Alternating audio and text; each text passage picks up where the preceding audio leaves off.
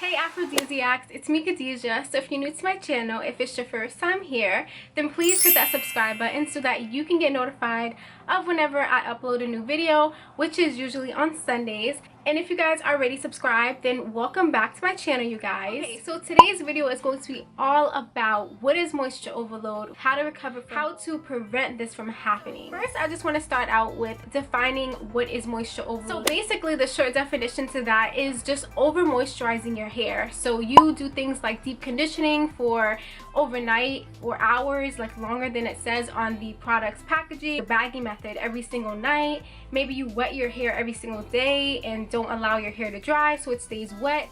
So I get questions a lot from you guys asking, well, how do I know that I have moisture overload? What are the symptoms? What does it feel like? What does it look like? Your hair feels gummy or mushy when it's wet. So when your hair is wet, it's supposed to feel soft, you know, because the water has saturated your hair and all that stuff, but it's not supposed to feel mushy. Like when you touch it, it feels just gummy. The second way you can tell if you have moisture overload is if your hair has low elasticity. When you pull down on your strand, like when I do like this, it's supposed to bounce back because I'm supposed to have elasticity. That means that I have a good balance of moisture and protein.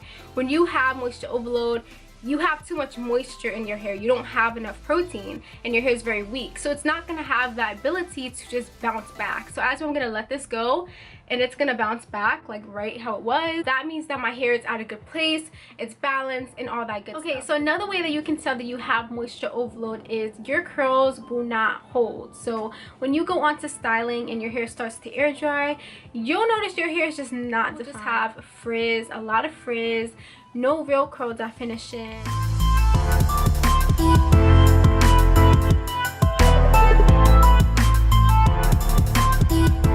Okay, and the last way you can tell if you have moisture overload is breakage. Moisture overload, you don't have enough protein, you don't have the balance that you're supposed to, so your hair is very weak in this over moisturized state, so your hair is just going to break right off. I actually did notice this. It was in one particular section, which I'll put a picture. This section, not only did it like barely have any curl definition, it kind of looked like a straight piece. It was so weird, but it was also breaking. Like the ends of my hair would just feel very, very crispy, uneven. Like it was definitely breaking off.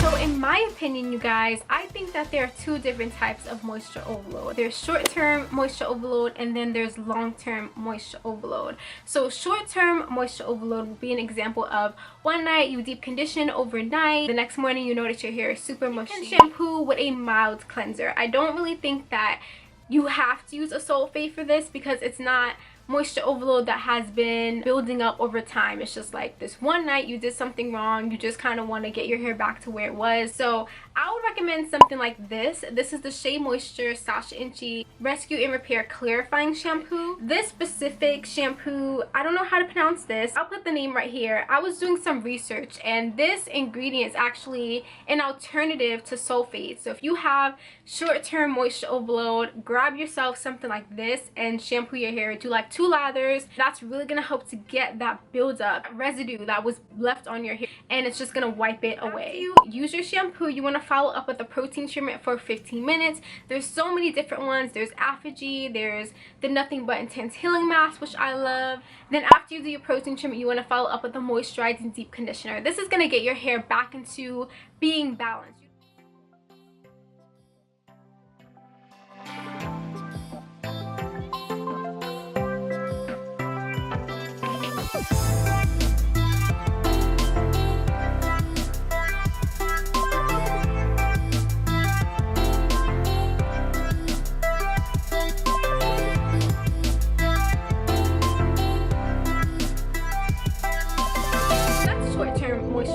That was not what I had. I was following this curly girl method for 7 months. For 7 months, my hair was just getting worse and worse and worse. I believe I had something which is like long-term moisture overload, which will take a lot more work to actually get rid of. For long-term moisture overload, I would say you should follow this regimen. Shampoo your hair with a sulfate shampoo. You might really need something like a sulfate to really reset your hair. So you guys may recognize this product that I really adored during that time that I had moisture overload.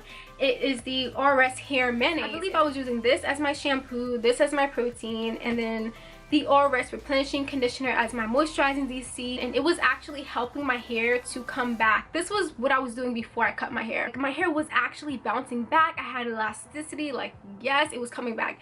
It was just kind of slow. If I would have been a little bit more patient, I probably wouldn't have to have cut my hair, but you guys know how I am, so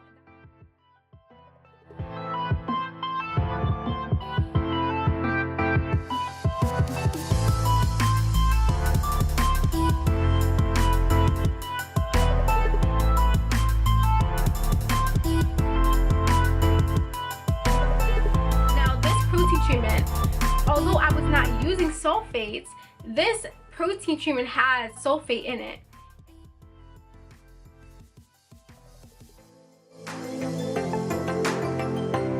And then after you do that, follow up with your moisturizing deep conditioner for also 15 minutes. So thank you guys so much for watching. If you guys like this video, then please give it a thumbs up. Comment down below, let me know if you found this helpful, if you think you have moisture overload, if you did have it, how did you overcome it. So definitely share this video, and of course subscribe. I will see you guys in my next video.